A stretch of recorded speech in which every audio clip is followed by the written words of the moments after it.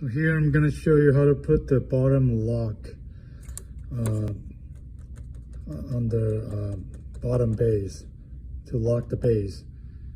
Okay, so after you put the base onto the motor, you want to twist this base and make sure everything is in position. Make sure this knob here is going to go in here. Everything is going to go into place. Okay, one more time. Like all four, 1, 2, 3, 4, including the nub in the position. And look at this triangle here, right next to the nub.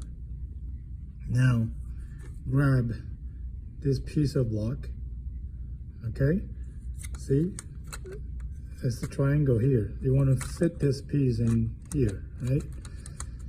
So you want to maybe line up the left side first. Push in the left side and press it down. That's it.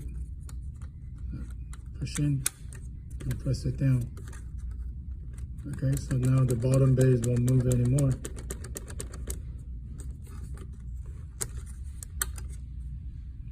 Just like that.